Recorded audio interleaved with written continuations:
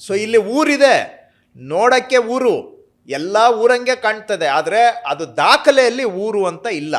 ಅವ್ರ ಮನೆಗೆ ಹಕ್ಕುಪತ್ರನೂ ಇಲ್ಲ, ದಾಖಲೆನೂ ಇಲ್ಲ.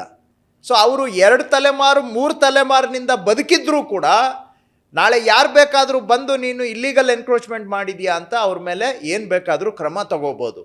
ಕೆಲವು ಸರ್ಕಾರಿ ಜಮೀನಲ್ಲಿದ್ದಾವೆ, ಕೆಲವು ಖಾಸಗಿ ಜಮೀನಲ್ಲಿದ್ದಾವೆ. ಇಂಥವುಗಳನ್ನೆಲ್ಲ ಹುಡುಕಿಸಿ ಆ ವಸತಿ ಪ್ರದೇಶಕ್ಕೆ ಕಂದಾಯ ಗ್ರಾಮ ಅಂತ ಘೋಷಣೆ ಮಾಡಿ, ವಿಲೇಜ್ ಅಂತ ಡಿಕ್ಲೇರ್ ಮಾಡಿ, ಆ ಇರೋ ಎಲ್ಲ ಮನೆಗಳಿಗೆ ಹಕ್ಕುಪತ್ರ ಕೊಟ್ಟು ಸಂಪೂರ್ಣ ಮಾಲೀಕತ್ವ ಅವರಿಗೆ ಕೊಡ್ತಾ ಇದ್ದೀವಿ. ಸೊ ಅಲ್ಲಿಗೆ ನಂದು ಅಲ್ಲದೆ ಇರುವಂತಹ ಮನೆಯಲ್ಲಿ ನಾನು ವಾಸ ಮಾಡ್ತಾ ಇದ್ದೇನೆ ಅನ್ನೋ ಅತಂತ್ರದಿಂದ 100ಕ್ಕೆ 100 ನಿಮ್ಮ ಮಾಲೀಕತ್ವದ ಮನೆಯಲ್ಲಿ ವಾಸ ಮಾಡ್ತಕ್ಕಂತಹ ಅಗೇನ್ ಅದು ಒಂಥರ ಭೂ ಗ್ಯಾರಂಟಿನೇ.